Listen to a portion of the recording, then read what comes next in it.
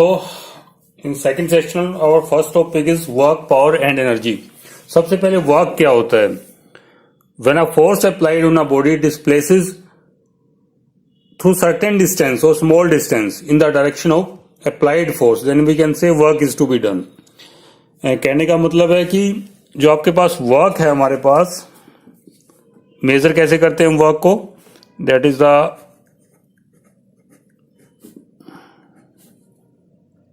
force in the direction of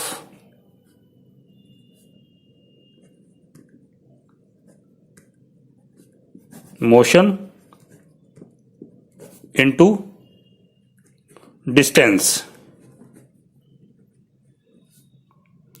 through which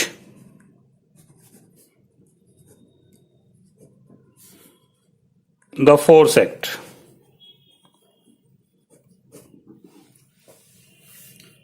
कहने का मतलब है वर्क जो हमारे पास किस तरीके से मेजर करते हैं, वो work is measure as the multiplication of force into displacement F into S.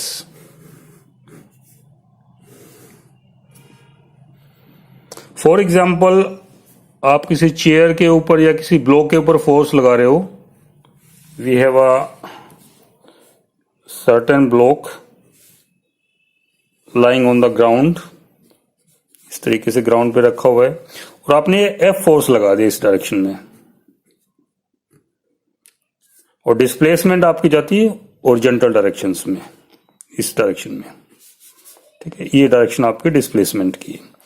मान लीजिए S displacement, S distance cover कर जाता है ये आफ्टर अप्लाइंग द फोर्स. ठीक है, तो आपके पास जो वर्क होगा, worked in this process is equal to force applied in the direction of displacement. यहाँ पे फोर्स आपने मान लीजिए थीटा एंगल बनता है ये डिस्प्लेसमेंट के साथ में, तो एफ को आप दो कंपोनेंट में रिजोल्व करोगे. रेजोल्यूशन ऑफ फोर्स या रेजोल्यूशन ऑफ वेक्टर में किया था लास्ट हमने सेकंड चैप्टर के अंदर, एफ कोस थीटा. दूसरा कंपोनेंट कौन सा होगा? F sine theta, perpendicular to the horizontal component. This is called vertical component. तो यहां पे आपके पास कौन सा कंपोनेंट यूज हुआ जो कि डिस्प्लेस कर रहा है बॉडी को? F cos theta.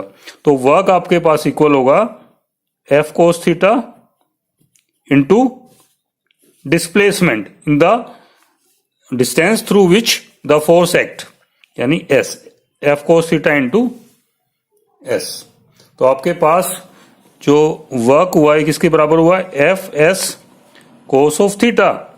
और ये हमारे पास क्या था?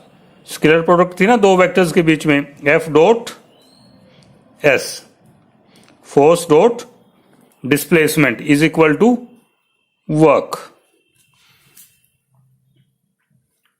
ठीक है, इसी तरीके से कोई ऑब्जेक्ट आपने लिफ्ट करना है ग्राउंड से.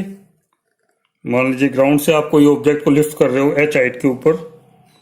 ग्राउंड पे कोई ऑब्जेक्ट रखा हुआ है जिसका मास m है. वेट कितना होगा इसका? mg डाउनवर्ड डायरेक्शन में एक्ट करेगा.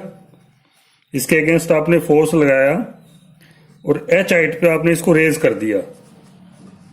ठीक है, तो इस प्रोसेस में कितना वर्क करना पड़ा आपको?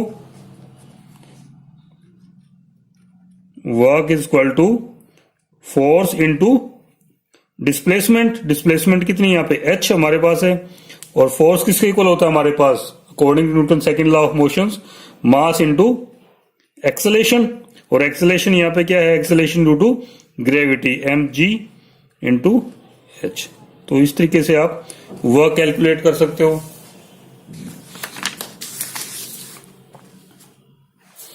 ठीक है, अब बात आती है हमारे पास वर्क कितनी तरह का होता है. Works are of three types. One is of known as positive work.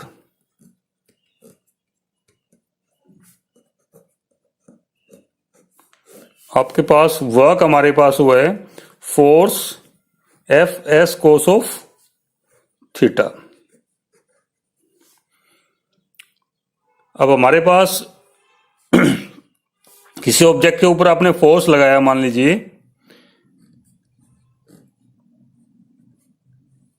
Force लगाया आपने, एस आपके पास डिस्प्लेसमेंट है. If this angle theta is less than 90 degree, acute angle आपके पास, तो वर्क आपका जो आएगा that will be always positive, because यहाँ पे फोर्स आपके पास मैग्नीट्यूड फोर्स है और मैग्नीट्यूड ऑफ डिस्प्लेसमेंट है, दोनों फैक्टर पॉजिटिव रहेंगे हमारे पास।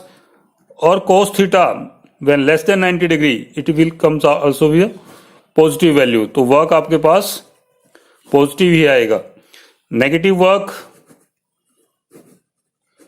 पॉजिटिव वर्क जो भी आप करते हो, जैसे बेंचेस खिसका लिया आपने, स्टूल हिला लिया, तो सारा आपका, या कोई ऑब्जेक्ट आप ग्राउंड से उठा के किसी हाइट पे ले जाते हो, वो भी आपका पॉजिटिव वर्क है। Negative work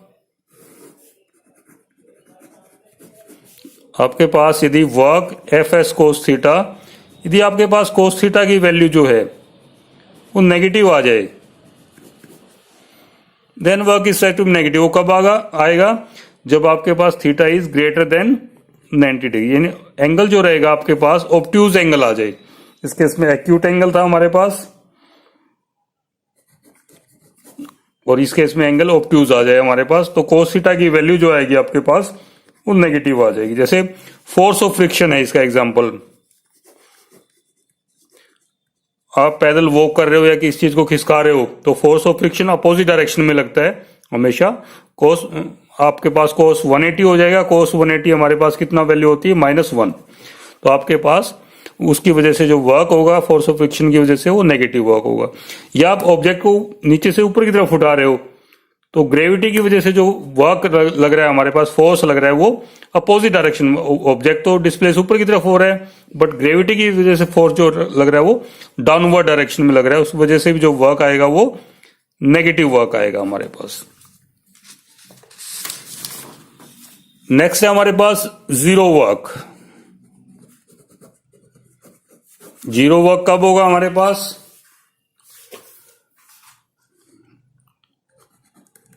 F S cos of theta, if,